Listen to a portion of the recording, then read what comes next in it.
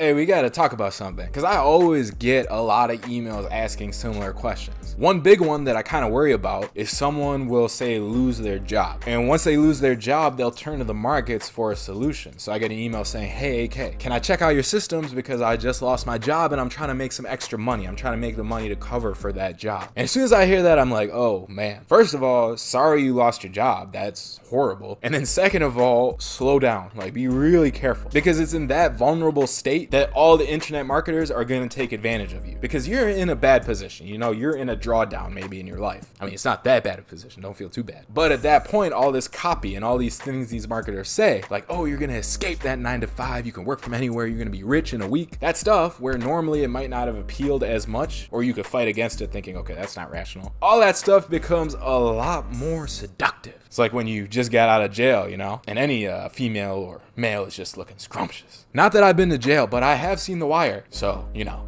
But it's in those states, like, you gotta be really careful. So my response to these people is always that. Like, I say, listen, like, I don't know your situation, and I'm not your financial advisor, but you don't want to confuse getting a new job with trading the markets. Because the way a lot of this stuff is sold, it's like, oh, trading is so easy. You can just do it on the side. It can be a side hustle, and you can make a bunch of money. Or it's so easy that it could immediately be your full-time job. Again, making a bunch of money. They really sell it both ways. But that's just not true. Trading is really hard. Now, like in the NASDAQ All-Star system that I always talk about, the system I use, and then our members in the Fallible community, they use it too. Like, that's the easiest I could make a system. So it's really easy for me to use and for really anyone to use. But even at its easiest level, for whatever strategy you're using, you still got to know a lot. You still got to learn a lot. Because for trading any system, right, you got to understand cycles. You got to understand your psychology. You got to understand expected value. You got to know how to go through a drawdown, how to execute. That's not stuff you're just going to learn overnight. It still takes time. And like the All-Star system or any system isn't going to make you rich in a week. It gets great returns, but if you think about it, your job, the job that pays you and gives you benefits, those returns are pretty hard to match. In the market, it kind of takes money to make money in most strategies that are safer and easier to use. But you know, I just get worried. I get worried when people send me those emails, so I figured I'd address it. And this particular email that I'm talking about, I mean, we worked it all out. This guy was actually in a different situation. He knew what he was doing, and I was like happy. I was like, thank God. And you know, the other email I get is about Forex trading. You know, like, Forex trading, is this a scam or is this real? Can I really use it as a side hustle? Now, the thing about Forex trading, right? It can be really dangerous unless you're good. Like, if you're good, yeah, you can make tons of money, but it's not easy to become good. Like, trading and investing, it's a professional activity. I wouldn't tell you to go watch a few-hour course and then become a surgeon. You kill somebody and go to jail. Like, to be good at something like Forex trading, it takes a lot of time and dedication. And even when you're entering the market, okay, when you enter a market and you're trading, either if it's like your first time trading or you're an expert, you never want to be trading from a position of needing something. Like, you can't trade for an income. You can't look at it that way, because as soon as you do, you're gonna have a tough time accepting what the market gives you. And that's a big part about trading. No matter what you do, the market is gonna be the market and you gotta accept it. But if you're like, oh, I need this money in this amount of time, you're gonna start forcing things and pushing things, and it's gonna backfire on you. So it's not a good idea to approach the market from the standpoint of, oh, I need this money. And it's the same thing in relationships, right? If you go meet a lady or a man for the first time, if you got that desperation just coming off you, like, oh, I need you so bad, what's gonna happen? That person's gonna turn around and walk the other way. Same thing happens in the market, same thing kind of happens in life. That's the whole idea behind Buddhism. It's like letting go of your attachment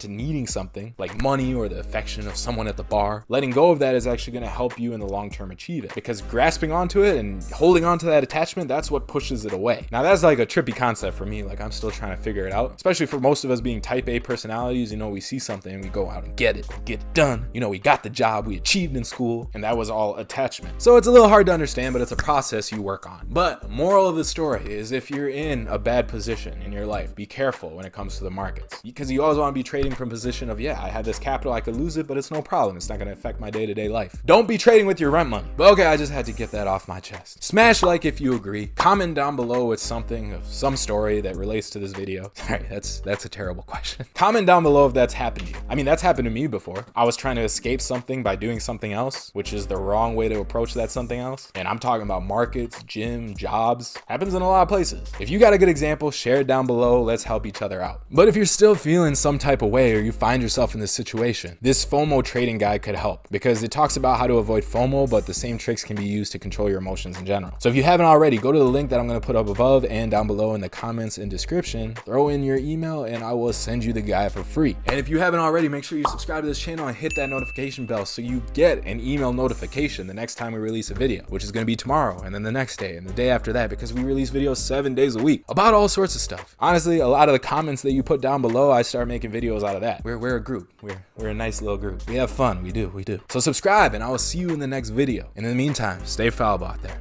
Bye.